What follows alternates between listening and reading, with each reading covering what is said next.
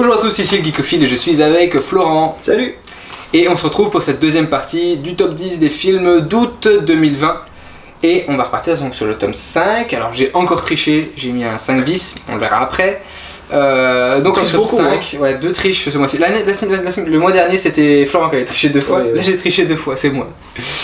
Donc on va commencer en top 5 avec un film qu'on a vu tous les deux, qui est Light of My Life. Ouais.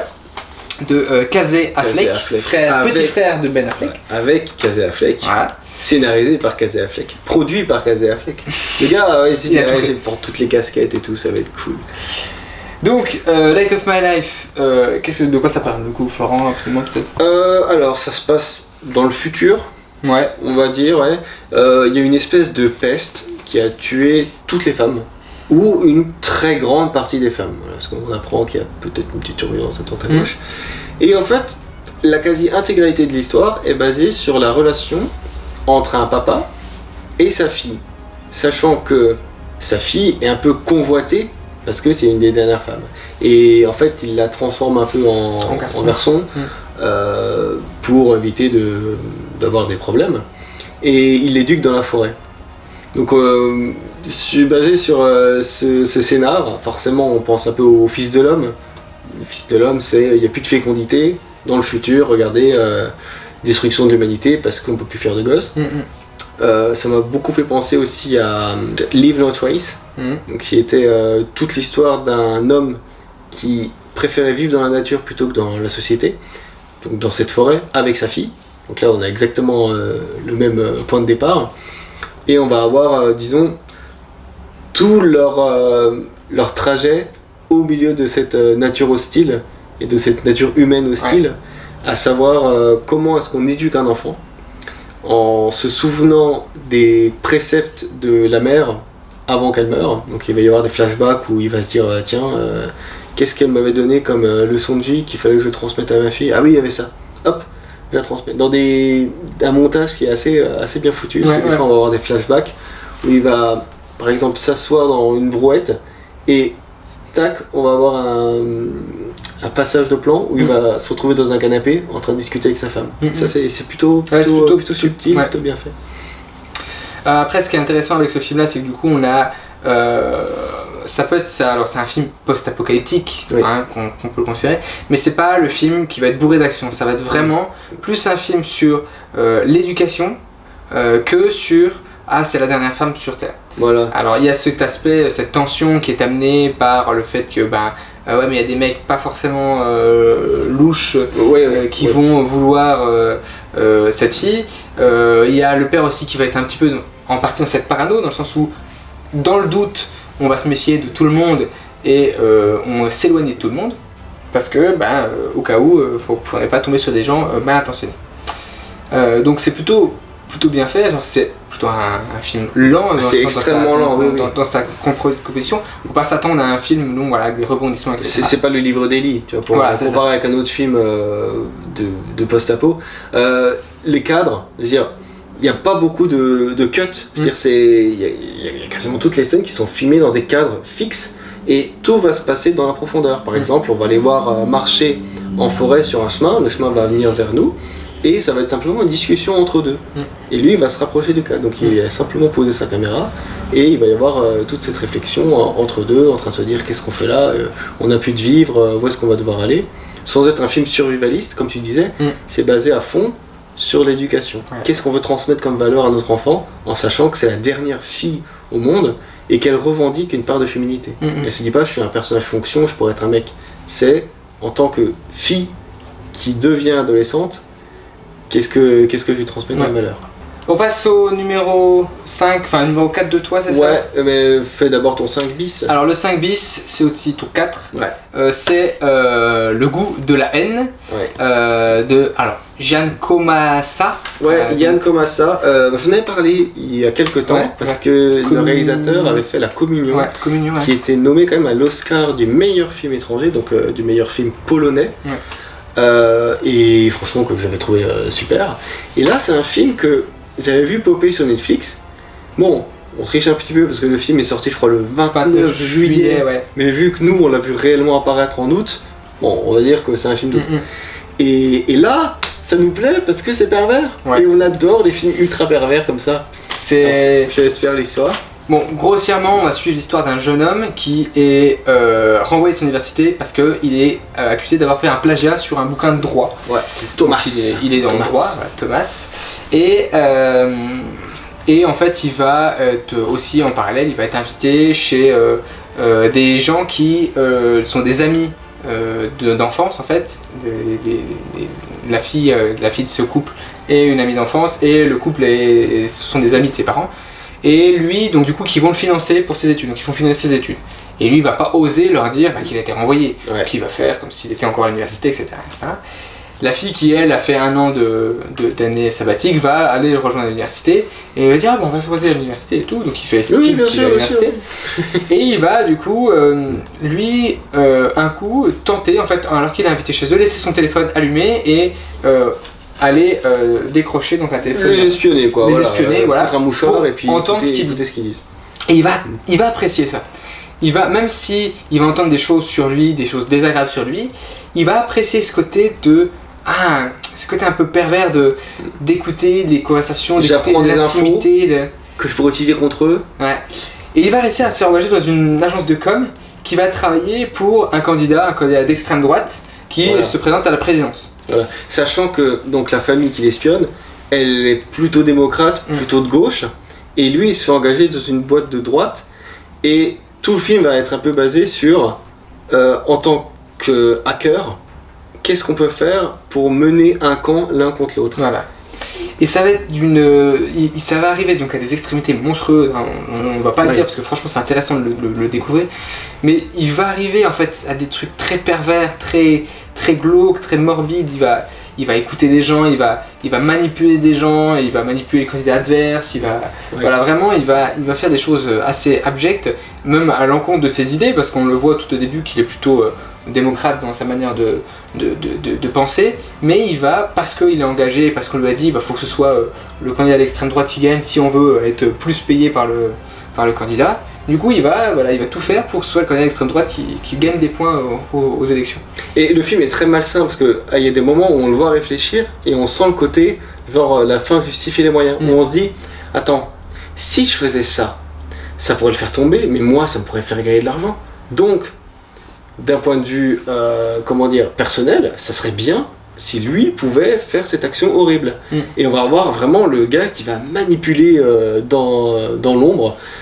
Par exemple, qui va recruter des gens sur des jeux en réseau, genre World of Warcraft, qui va se dire bah tiens, je te file de l'argent par le jeu vidéo, et puis comme ça tu pourras récupérer une arme, et puis tu pourras faire un truc, et on va pas tout révéler ici, mais il y a vraiment une montée en tension, une montée dans l'horreur, et c'est vraiment bien foutu. Il n'y a pas de moment où je me suis dit non c'est absurde, non, c'est pas trop... Tout reste finalement assez logique. Même si ça finit en apothéose, eh bien c'est bien amené à tel point qu'en fait on comprend comment il est arrivé là. On le soutient pas, mais on se dit putain ouais, effectivement là il est arrivé très loin quoi, il est allé très loin. C'est un vrai thriller psychologique, et en même temps je trouve qu'en creux il y a une très bonne critique des réseaux sociaux et de l'utilisation qu'on peut en faire, même avec des trucs comme BFM TV, qui peuvent monter en épingle un détail qui peut finalement faire penser la balance, ou par exemple créer de la xénophobie dans un pays. Et ça c'est bien foutu. C'est très original, et en tant que production Netflix, peut-être que le film devait sortir au cinéma et que finalement il s'est ravisé. Apparemment c'est un gros succès en Pologne. Mais c'est compréhensible, vraiment bien foutu. Très très bon dans les films un peu glauques, voilà. Et bien ensuite on continue avec celui qui est mon top 4 et mon top 3 de Florent. C'est le film que tout le monde attendait, le Sauveur, le Messie. Il y a certains collègues qui disaient ah, il y a Tenet au cinéma, c'est le premier film qui est diffusé depuis la réouverture des cinémas, c'est ça? Il n'y avait pas de film avant? Non, il n'y avait aucun film avant. C'est pas comme si on avait fait, on n'avait pas conseillé genre 30 films. Non, il y avait rien avant. C'est le seul film depuis la réouverture. Donc c'est Tenet de Christopher Nolan. Donc Christopher Nolan, est-ce qu'il y a besoin de le présenter? Inception, la trilogie des Batman, Interstellar, le Prestige, Dunkerque, etc. Donc film ici où Nolan revient sur ses jeux avec le temps. Il adore jouer avec le temps, il l'a joué, il l'a fait avec Memento, il l'a fait avec même avec Inception, hein, parce qu'il y a un petit peu de notion de temps. Même avec Interstellar, même avec on va sur Interstellar, une planète, la temporalité est différente, donc s'il se passe peu de temps là-dedans, finalement il se passe 30 ans dans la navette. Voilà. Donc Nolan qui adore jouer avec le temps, qui ici en fait littéralement son jouet, le temps. Donc comment décrire Tenet assez étrange en fait, c'est on suit un espion qui n'a pas de nom.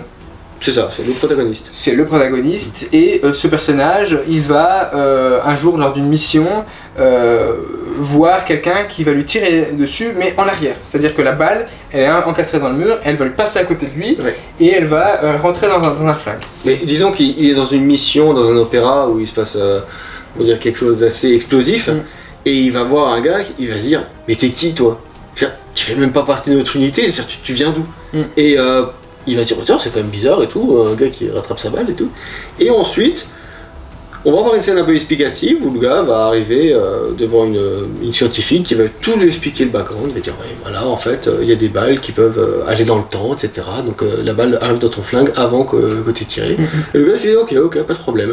Et là disons que il va arriver devant Michael Caine qui est dans tous les films de Christopher Nolan, voilà, et lui il va lui dire bah voilà il faut que tu ailles là. Donc c'est centré vraiment sur un scénario d'espionnage, un peu à la James Bond ou Mission Impossible, mais là un cran au-dessus. Avec une notion de temporalité particulière. Hein. On va avoir du coup des gens qui vont aller dans un sens du temps, d'autres dans un autre sens du temps. Alors ils font ce geste là pour nous expliquer un petit peu que voilà, on va avoir toujours ce croisement de temps qui va se faire. Ce qui va être difficile avec ce film en fait, c'est que il y a ce concept sur lequel il va falloir se dire au début, je vais pas tout comprendre.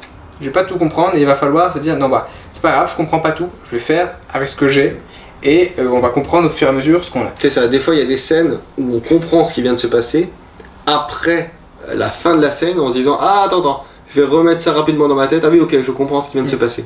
Et il faut pas, disons que le scénario en lui-même, on va parler d'un méchant russe qui veut récupérer une arme atomique pour détruire le monde. Bon, tout ça c'est assez cliché. Mais moi, ce qui m'a plu, c'est le côté ludique et le côté voyage dans le temps. Parce qu'ils vont arriver, disons, voilà, le scénario va se passer comme ça. Et il va se retrouver dans un espèce de tourniquet. En fait, quand les personnages arrivent dans le tourniquet, en fait, ils peuvent aller dans le sens inverse. Donc ils se recroisent eux-mêmes en allant vers le tourniquet. Et ils peuvent changer un élément, etc. Donc ils peuvent aller à l'autre. Même comme ça, je pense que c'est assez confus. Le film en lui-même, dans l'action, est parfois un peu confus. On n'arrive pas trop à savoir ce qui se passe, qui est qui, pourquoi ils font ça.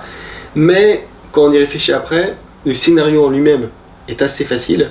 C'est simplement démêler les scènes d'action pour comprendre qui fait quoi. Et pour nous simplifier un petit peu la vie, ils ont mis une codation de couleurs avec rouge et bleu, qui vont avoir, donc bleu ça va être le sens normal du temps, et puis rouge ça va être le sens inverse du temps. Donc voilà, on va avoir cette notion aussi qui va être...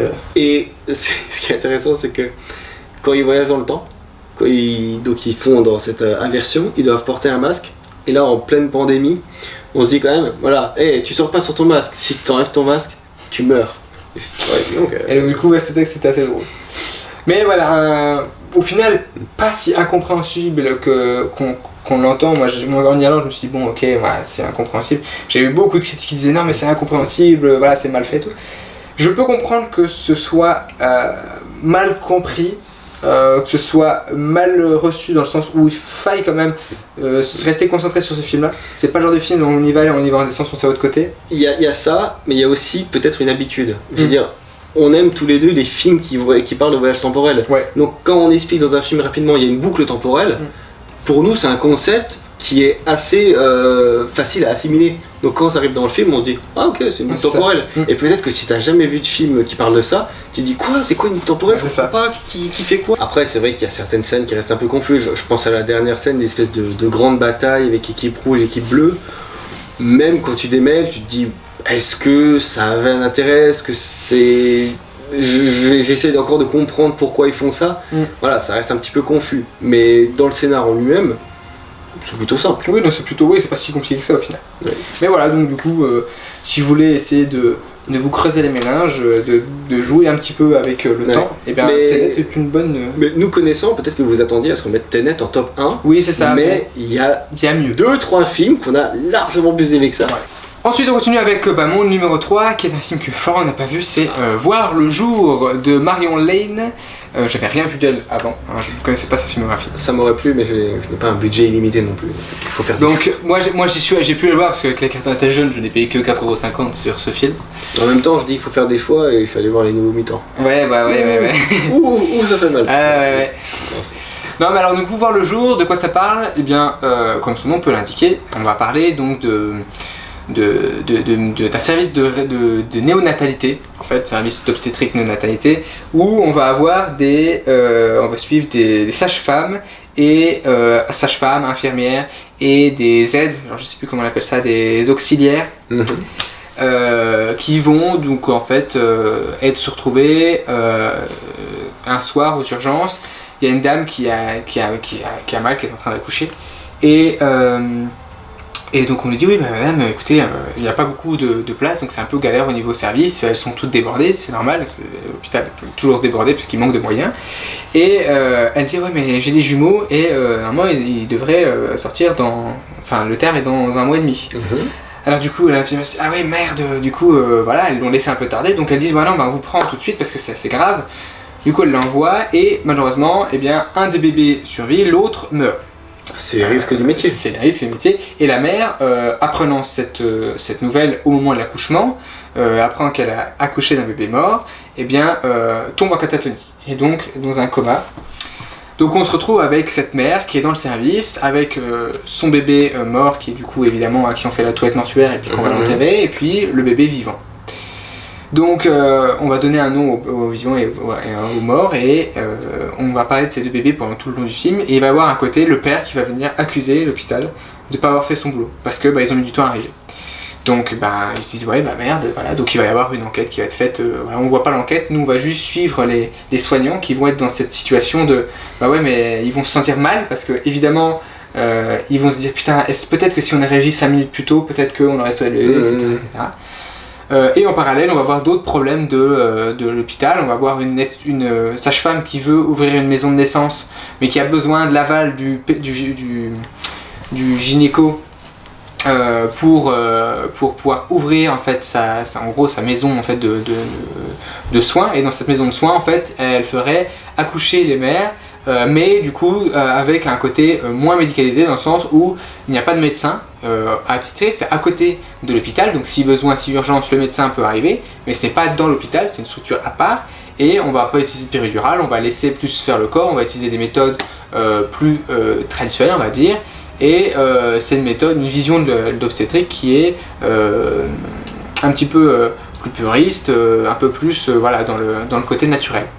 En même temps, on va avoir une auxiliaire qui, elle, on connaît rien de son passé. On connaît rien de son passé, et ça va être le deuxième pan en fait du film, où on va suivre cette femme et on va essayer de remonter dans son passé avec donc sa fille qui ne comprend pas qui est son père, qui ne sait pas qui est son père, et qui va progressivement découvrir avec le retour de quelqu'un du passé de cette dame qui va revenir et qui va lui dire en gros que eh bien, une personne qu'elle connaissait est morte. Et donc, suite à ça, elle va aller à un enterrement, la fille va commencer à se poser des questions, à se dire mais qui est cette personne, et elle va aller chercher un petit peu dans le passé de sa mère, et pareil, les collègues de cette femme vont un petit peu chercher dans le passé de cette femme, pour comprendre qui elle est vraiment en fait, parce qu'elle est arrivée, on ne savait pas ce qu'elle faisait, elle a fait la formation pour être auxiliaire, et on n'en sait pas plus. Donc on a donc ces deux histoires en parallèle, on a le côté, donc le bébé mort-né, et de l'autre côté, le côté plus personnel. Moi j'ai trouvé très touchant ce film, et c'est pour ça que je le place si haut dans le top, parce que vraiment j'ai trouvé très beau, très réaliste dans le sens de côté de côté médical en fait. Bah ouais mais des fois certains personnels paraissent méchants, par exemple les cadres de santé, mais en fait c'est parce qu'ils ont un rôle un peu bâtard, ils sont obligés d'imposer certaines choses, ils sont obligés de faire l'autorité, ils sont obligés d'être des fois désagréables pour pouvoir cadrer un peu le service.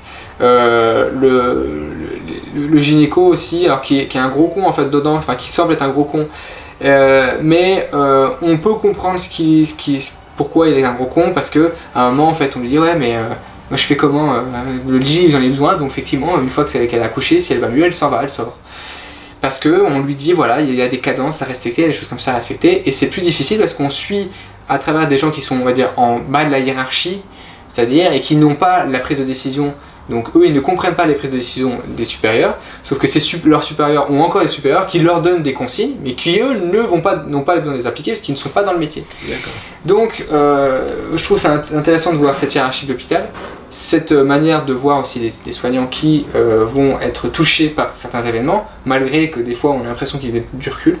Et la troisième partie que je trouvais un peu moins intéressante, c'était vraiment le côté passé de la soignante. C'est adapté d'un bouquin, donc je ne sais pas du tout ce que c'est, si c'est bien adapté, mais en tout cas, moi j'ai trouvé le film très beau, très touchant, donc voilà, c'est un film que je recommande.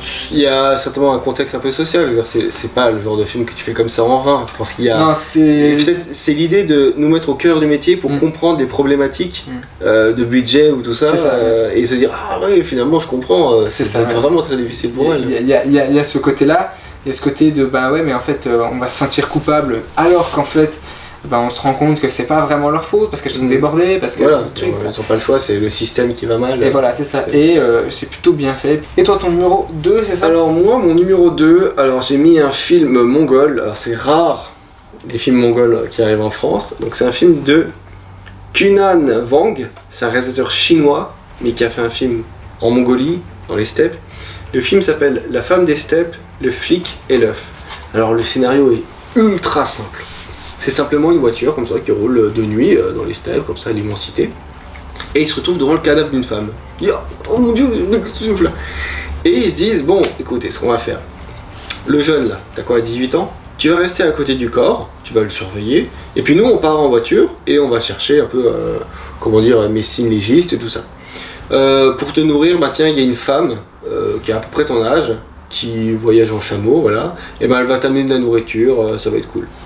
Et le film est ultra lent, vraiment, je préviens, c'est ultra lent, c'est contemplatif et surtout, c'est absolument magnifique. Alors, je sais que toi tu l'as vu, tu n'as pas forcément aimé le film parce que tu n'as pas forcément touché, mais moi, quand j'ai vu ce film, je me suis dit, il y a des plans qui vont me marquer toute ma vie. Et je l'ai vu il y a quoi, 2 semaines, j'ai encore des plans ultra précis. Il y a une expression qui dit every frame is a painting, c'est-à-dire toutes les frames sont des tableaux. Mais là c'est clairement ça. Il y a quasiment aucun plan que j'ai trouvé moche dans ce film. Tout est basé sur, comment dire, sur ces steppes qui sont une immensité totale. Et le cadre en fait est presque divisé en 3. On va avoir du ciel et les steppes. C'est-à-dire qu'on va avoir vraiment l'immensité, et quand on va avoir un coucher de soleil, il va avoir des nuances de rose, de violet, de bleu. C'est magique, et on sent que le directeur de la photographie, mais il s'est dit, là je vais faire une œuvre marquante, et il se tient à ça. Alors le scénario, oui, est très simple en tant que tel, c'est-à-dire c'est pas du tout un film où on va chercher le meurtrier et tout ça, non, c'est voilà, t'as un gars qui va surveiller une fille, et ensuite on va avoir une espèce de métaphore. Donc je rappelle que le titre c'est La femme des steppes, donc c'est soit cette morte ou soit cette femme en chameau qui va lui amener de sa nourriture, le flic, donc le gars qui va rester à côté, et l'œuf. Alors l'œuf, il y a dans le film une espèce de métaphore sur du coup l'ovulation, parce qu'à un moment il y a cette femme en chameau qui va avoir une relation sexuelle avec ce flic et elle va tomber enceinte, et en même temps il trouve un œuf de dinosaure au milieu des steppes. Donc on se dit l'œuf, parce que ce serait pas une métaphore du coup de l'ovulation, le fait de garder l'enfant, etc. Ça va devenir une thématique du film. Mais ce qui est intéressant, c'est le regard de la femme puissante au milieu de ces steppes, au milieu du chaos, du néant. C'est plus le côté patriarcal qui prend le pouvoir, c'est la femme qui a son chameau, qui a sa petite ferme avec ses animaux. Mais tout ça c'est en creux. Et je trouve que vraiment le plus intéressant c'est la mise en scène, et il y a 2-3 plans moi qui m'ont vraiment, j'étais waouh, c'est génial, c'est magnifique. Il y en a un simplement où ils sont en train de discuter autour d'un feu, et en fait on va pas voir le feu en premier plan, on va arriver dans le dos du chameau. Ça veut dire que la caméra va se centrer comme ça de nuit, et on va voir le feu, on va voir le chameau se dessiner à travers le feu. Ça veut dire que la lumière du feu qui est là, le chameau qui est là, toutes les bosses vont être dessinées par le fin liseré du feu. Et visuellement, c'est absolument magnifique. Cette scène où elle fait l'amour avec le flic et qu'elle se réveille, qu'elle prend son flingue, qu'elle prend son fusil, qu'elle tue des loups, moi j'ai trouvé. Elle est hyper badass. Et elle sort de nulle part et on se dit waouh, c'est ultra marquant. Ou cette scène où elle est en train de marcher avec son chameau, vraiment au ralenti, avec ce coucher de soleil, c'est absolument magnifique.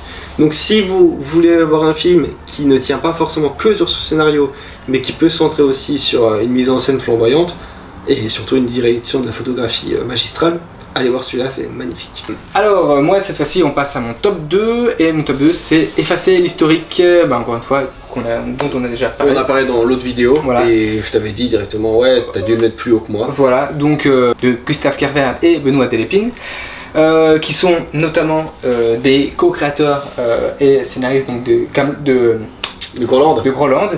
Et ça se sent. De Groland, et ça se sent dans l'humour, dans le... Et des scènes potaches. Ah, moi il y a des scènes très potaches, et des scènes, en fait, moi j'ai trouvé très drôle ce film parce que, donc je le résume rapidement, on a trois protagonistes qui vont avoir des problèmes avec Internet, plus ou moins, voilà. Et donc ça va se moquer de la technologie, ça va se moquer de la société de consommation. De la Startup Nation. De la Startup Nation, en effet. Fuck le GAFA, comme ils le disent. C'est ça. Qui va être de manière en fait vraiment. Ces trois personnages vont essayer de lutter contre leurs problèmes, mais ce sont des fourmis contre des géants, et ils vont donc essayer de lutter de manière complètement aberrante contre ces soucis. Et c'est très drôle quoi. Moi je trouvais ça très drôle. Moi j'ai vraiment adoré. Alors je sais très bien qu'il est très mal noté parce que c'est un humour qui est très atypique, très particulier, mais moi il y a 2-3 scènes qui m'ont fait mourir de rire. Je pense à une scène notamment avec un guest, avec Benoît Poulvord, que j'ai trouvé à mourir de rire, qui se moque de Deliveroo et qui se moque de l'ubérisation aussi de ça. Donc c'est vraiment, j'ai trouvé ça très drôle. Ça se moque un peu d'Amazon aussi avec le côté recherche au rendement, recherche au rendement, merde, putain j'ai abîmé mes papiers. Pourquoi vous faites ça? Pourquoi vous faites ça? J'ai le temps. Et c'est juste, moi j'étais mort de rire sur cette scène-là. Franchement, c'est le genre de film que moi je trouve très drôle. L'humour est pas forcément accessible à tout le monde, hein, je le comprends, hein, c'est pas forcément le genre de truc, c'est pas du humour très simpliste. C'est pas l'humour accessible grand public non plus. Il y a des trucs peut-être un peu gras, et ça peut peut-être laisser de côté. Mais si on est habitué au Groland, on se dit oui, je retrouve ce qui faisait la sève du Groland. Même des fois des résolutions qui sont totalement absurdes, mais on se dit oui, dans ce style totalement absurde, ça se tient. Et on passe donc à notre numéro 1. Notre top 1 commun, donc c'est Mignonne de Mamouna Doucouré, son premier film. Elle avait fait que des courts-métrages qui parlaient aussi de l'enfance et de l'adolescence. Et disons que, en voyant la bande-annonce, je m'étais dit, je sais pas, ça a l'air un peu misérabiliste, ou ça a l'air un peu bizarre ou douteux. Je me suis dit, oui, vraiment, si j'ai le temps, j'irai le voir, pourquoi pas. Et là, j'ai de la chance, ce mois-ci, Axel est allé voir plein de films. On s'était vu pour un autre film, et il m'a dit, hey Florent, va voir ce film. Franchement, il est excellent. Je me suis dit, ah bon, t'es sûr et tout. Je suis allé le voir 2 jours après. En sortant de la salle, je l'ai appelé, je fais Axel, merci de me l'avoir conseillé parce que c'était vraiment magnifique. C'est un énorme coup de cœur. J'ai encore du mal à m'en remettre aujourd'hui. Et je sais que ce film finira dans mon top 10 de l'année parce que énorme coup de cœur, parce que sujet sensible, hyper bien traité, pas un bout de gras. Je te laisse parler de l'histoire. Alors l'histoire grossièrement, c'est donc une jeune fille noire qui habite en banlieue et qui a un petit peu du mal à s'intégrer dans son école. C'est ça, ouais. Et qui en fait va un jour tomber dans le même bâtiment qu'elle sur une autre jeune fille habillée de manière un peu plus sexualisée que elle. En fait elle a une famille un peu très croyante, musulmane, donc très... tous les préceptes religieux, très pratiquants. Très prude. Et elle va donc tomber sur cette fille qui est l'opposé d'elle, c'est-à-dire elle a les cheveux frisés, pas coiffés, habillée beaucoup de tissus. La jeune fille qu'elle croise, elle est une fille avec très svelte, peu de tissus et puis les cheveux lisses. Donc vraiment elle se dit putain l'opposé de moi, qui a l'air par contre de s'éclater en dansant. Et un jour elle tombe sur cette fille avec 3 de ses copines qui font de la danse. et elles font de la danse, danse très lancinante, etc. Et qui veulent participer à un concours de danse. Et elle va essayer de s'intégrer à ce groupe, donc elle va avoir un peu de mal, hein, elle est un peu rejetée au début parce que voilà, c'est vraiment pas du tout le même genre, le même type que ces filles-là. Mais elle va réussir à sympathiser avec cette fille qui habite dans le même bâtiment qu'elle et s'intégrer à ce groupe et se mettre à la danse. Et là, donc, de cette histoire, on va avoir une histoire de comment une jeune fille va vouloir grandir plus vite que ce qu'elle ne devrait. Ouais, en fait, elle voit ce groupe de danse comme une espèce de porte de sortie par rapport à son univers familial qui est hyper cloisonné, hyper traditionnaliste, tout ça. Et elle va voir un peu ça comme une échappatoire ou une façon de s'émanciper de sa famille et en même temps de découvrir sa féminité. Comme si c'était ça, être femme. Avec tout le côté pervers qu'il peut y avoir derrière ou le côté mauvais chemin. Mais le film ne prend pas l'intention de dire ça c'est moral, ça c'est pas moral. C'est le regard de l'enfant par rapport à ça. C'est-à-dire c'est pas un film qui est fait juste pour dire les réseaux sociaux c'est pas bien, les vidéos c'est pas bien, t'as vu c'est dangereux. Là ça va être dans une espèce d'entre-deux et disons que le film est fascinant et ça rend d'autant plus, comment dire, les scènes où on sursexualise les filles, ça les rend d'autant plus graves parce qu'on a notre regard qui n'a pas été moralisé. On se dit ah c'est quand même bizarre et tout, ah ça va loin, ah oui c'est vrai qu'il y a quelque chose de très étrange là-dedans. Ah, c'est vrai qu'elle danse là pour s'amuser mais en même temps c'est un peu glauque. Moi comme je t'ai dit au téléphone, je me suis dit si un pervers pédophile regarde ce film, il va se dire oh voilà, sa tête va exploser. D'ailleurs, le film a fait un scandale aux États-Unis, si j'ai bien compris. Parce que Netflix, il a été diffusé sur Netflix aux États-Unis. Ouais, voilà, mais vraiment, genre, les Américains se sont dit ah non, c'est scandaleux et tout, on sursexualise des filles. Mais en fait, dans le film, c'est pas une intention mauvaise. Non, c'est. Mais justement, je pense que parce que c'est surtout en fait, il y a eu un scandale sur l'affiche de Netflix. Et j'ai vu l'affiche de Netflix, je me suis dit. Bah oui, mais si vous voyez le film, vous allez comprendre pourquoi cette affiche-là, vous allez comprendre pourquoi cette affiche, elle est dérangeante. Justement, elle est dérangeante parce que le film se veut montrer pourquoi c'est dérangeant. Pourquoi il faut éviter que ce soit non plus trop, en fait, trop too much. Pas que ce soit trop non plus dans la retenue, mais trop dans la sexualisation, c'est pas bon non plus. Et je trouve ce film qu'il avait bien géré. J'avais très peur en allant le voir en me disant, ce que j'ai dit à Florent, avant même que le voir, je me suis dit, j'ai un peu peur du côté de ah bah ils vont trop soutenir le côté sexualité et je me suis dit j'avais peur de ça et c'est super bien géré, c'est très bien réalisé. Il n'y a pas de scène où vraiment tu vas avoir une scène ultra choquante avec un mec justement qui va en profiter, tout ça. Non, c'est plus son regard qui va être dérangé. Et du coup il y a énormément de métaphores dans le film mais qui sont hyper subtiles, hyper bien traitées. Par exemple, tu apprends dans le film qu'en fait sa mère doit accepter que son père choisisse une deuxième femme. Et du coup, t'as toute cette tradition et sa mère, donc qui le vit super mal, forcément, qui se met à pleurer. Et la fille qui se dit, est-ce que j'ai envie de continuer ma vie dans cette famille On va lui dire, bah tiens, pour tout cet après-midi, il faut que tu coupes des oignons pour préparer le repas du deuxième mariage de ton père. Mais t'as pas le droit de voir encore ta future belle-mère parce que tu comprends la tradition, tout ça. Et elle, vraiment, elle se dit, c'est quand je suis avec mes copines en train de danser, c'est ça qui est cool. Et il y a tous les conflits, du coup, enfants de cet âge-là, quand on a 11-12 ans, voilà, on va se faire un peu plus grande qu'on est, et on va être femme avant les autres. Et il y a une métaphore, notamment, qui est vachement bien faite, avec cette robe, dit à la robe qui va presque servir de féminité ou de transfert. Et au début, on se dit, mais qu'est-ce qui se passe? Je comprends pas, c'est pas logique. Et quand on le voit comme une métaphore, on se dit, ah oui, là, je comprends ce qui se passe, je comprends pourquoi la robe bouge un peu, prend des formes, etc. C'est vraiment bien fait. Et d'un point de vue réel, il y a énormément de rythme, à aucun moment on s'ennuie, et toutes les actrices jouent vachement bien, on y croit. Les petites sont très convaincantes, c'est magnifiquement réalisé. Moi je trouve que la dernière scène, je la trouve, je sais pas comment ils ont fait. On va pas la révéler, mais disons que ça clôture le film de la plus belle des façons. Moi je trouve que c'est super beau comme conclusion, quoi. Parce que pendant tout le film, finalement, on est baladé entre l'idée de traditionnalité et de rester dans sa famille, et l'idée de s'émanciper et d'être avec ses filles et de pouvoir faire un peu ce qu'on veut. Et disons que le film ne tranche pas pour dire c'est bien ou c'est pas bien, il va dans une autre direction qui finalement est presque salvatrice. Donc vraiment, si vous avez l'occasion de voir ce film, allez voir Mignonne, c'est très très bien. Et c'est très beau comme message, donc allez-y. De toute façon, depuis qu'il est sorti, je le recommande à toutes les personnes que je croise, parce que vraiment, en termes de... Ouais, c'est très génial, il est dans la rue, il dit allez voir Mignonne, allez voir Mignonne. Enfin bref. Bon, bah on a fait le tour de tous les films, disons, importants qu'on a vus pendant le mois d'août. C'est ça, ouais. Bon, il y avait pas mal de choses, hein, pas mal de trucs. Et t'en as vu beaucoup, surtout. Donc bah voilà, c'est tout pour ce mois d'août.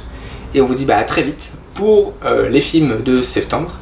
Donc c'était le Geekophile et Florent. Finité. In cantatem.